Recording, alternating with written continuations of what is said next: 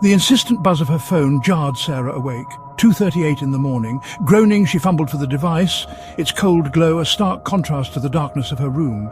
It was a voicemail. Odd. Who would call at this hour? Curiosity piqued. She pressed play. Silence. Then a crackle, a muffled whisper, barely audible through the static, sent a chill down her spine. It was a man's voice, strained and distorted, muttering something unintelligible. Unease coiled in her stomach.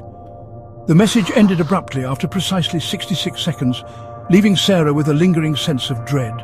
She tried to shake it off, attributing the call to a prank or a wrong number.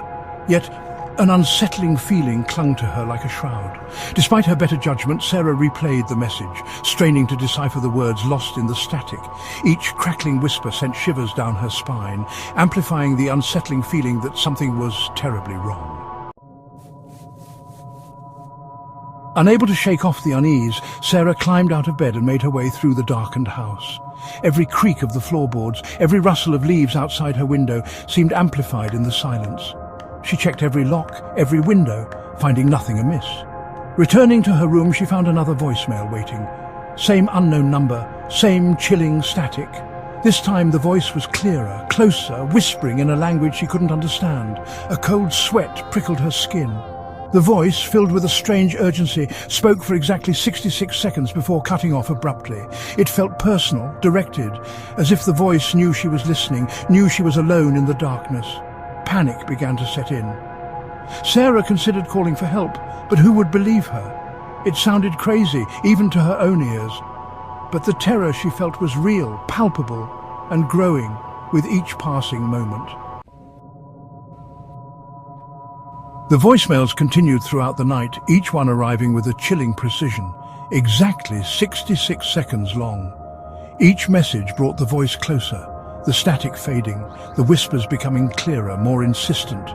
She couldn't understand the words, but their intent was undeniable, a terrifying mix of urgency and malice. Then the unthinkable happened. The next voicemail started with the familiar static, but this time the voice that cut through the white noise was her own. Her own voice, filled with terror, echoed back to her, pleading, "Don't listen, don't answer." The message clicked off. Sarah stared at the phone, paralyzed by fear. It was her voice, her pleas, twisted into a horrifying warning. Her blood ran cold. Her sanctuary, her home, no longer felt safe. The line between reality and nightmare blurred.